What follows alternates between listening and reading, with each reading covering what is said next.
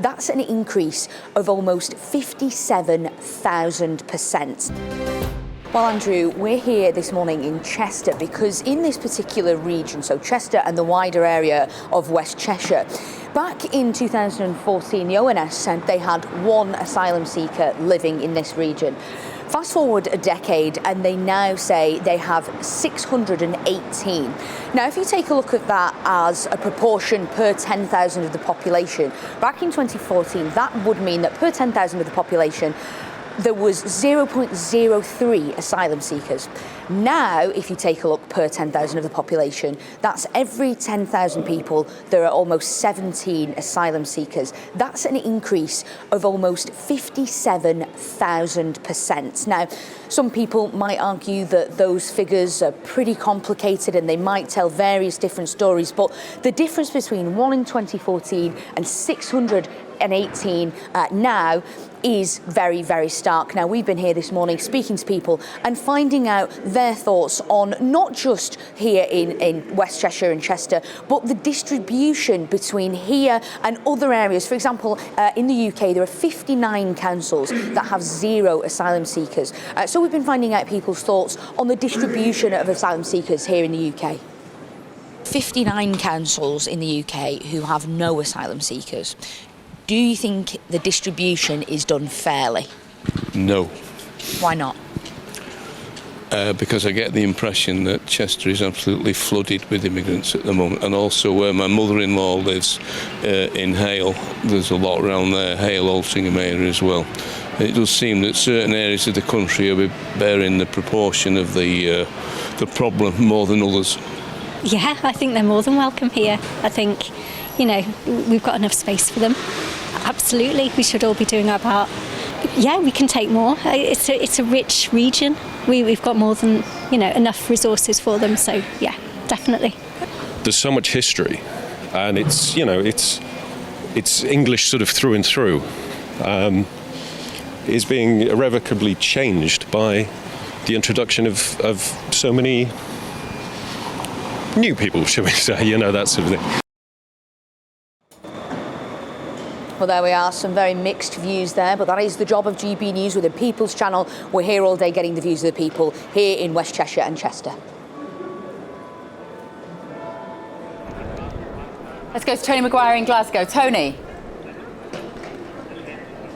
Yes, good morning. Well, Glasgow's already been in the headlines this month for, the immigration statistics that have come to the city. On that occasion, it was actually the SNP-run Glasgow City Council which had commented that the number of asylum seekers into the city had essentially put the city's social cohesion at risk. Now, on that time, about 2/3 of the city's homeless beds were occupied by immigrants, and that's because the Scottish Government here in Scotland, any adult males who claim to be homeless when they arrive in the country have to be housed. Now, the issue here in Glasgow is that their complaint is that councils across the country of Scotland have not stepped up and done their part. Certainly Glasgow has had to step away from its identity of a dispersal city because other cities were not stepping in to share the load. Now, here in Glasgow, it's also been a bit of a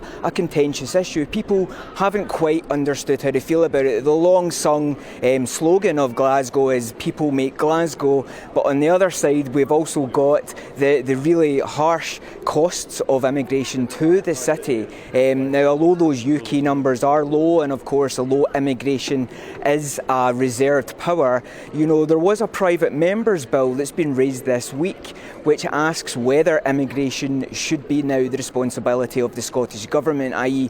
devolve immigration to Scotland.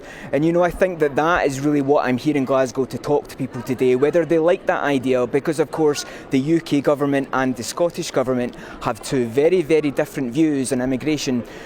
John Swinney earlier this week, he held a meeting with various industry bodies to talk about ways to better equip Scotland to allow more immigrants to come in, and very much John Swinney's government sees immigration as a real benefit both to Scotland and the UK.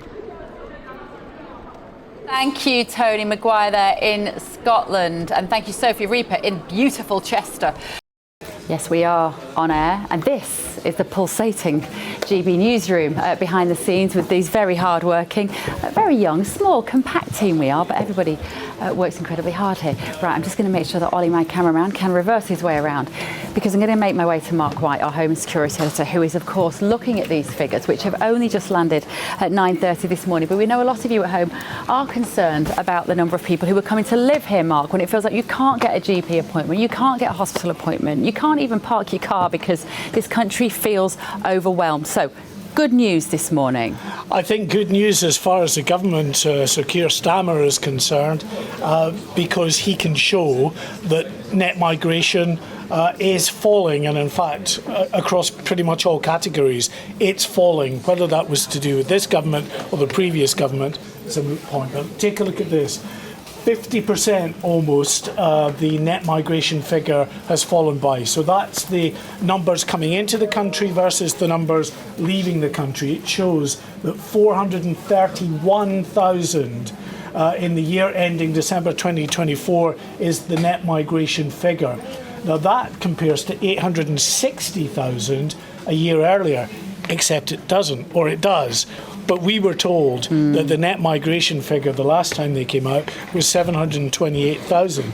So it's been revised up very significantly, over 130,000 it's been revised up by. And that probably tells you that that 431,000 figure, when they revised that, it's probably going to go well over 500,000. And from a messaging point of view, call me super cynical, but that 860 is almost exactly twice the 431. So it's a very easy headline to say we've reduced it by 50%. We're not suggesting this is deliberate manipulation, Mark. Well, this has come from the Office of National Statistics, independent from government, so they would argue that absolutely there's no interference there.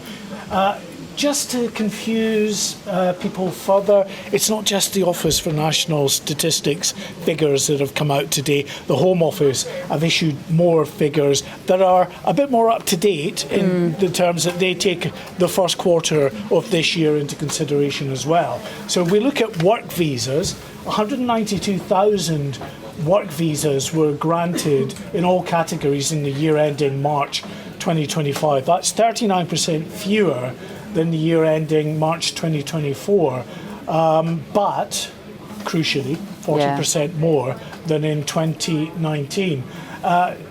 23,000 of those visas were for healthcare workers. Again, that's down. It's down 85% from the peak in 2023. And the underlying cause of that really is Conservative government policy. They introduced stricter work visa rules, upping the salary threshold, and also ensuring that health care visas, those coming over as healthcare workers, were not allowed to bring their families over. Let's go down to studying now. We can see that study visas issued 403,000. That's a hell of a lot. But it's down 10% on what it was in March 2024. 50% more, though, again, if we just look back to 2019. Now, the dependent issue, that was again tightened by the previous government, ensuring that students could no longer take over their family members. So you can see that the number of dependents coming over with students is 83% lower at 18,000 compared to the year ending March 2024. And that's interesting because it's in the year ending March 2025, and of course Labour didn't get in until July. That's right, yes. So these are the effects really of what the previous government has done in terms of tightening up rules. What this current government is doing, they're tightening up the rules further. We'll probably see that further downstream. Okay. Whether it will make a very significant difference, we're not sure. We're told maybe 100,000 or so once all those rules kick in. Brilliant. Thank you, Mark. Great work. Andrew Pearce, back to you in the studio behind my shoulder.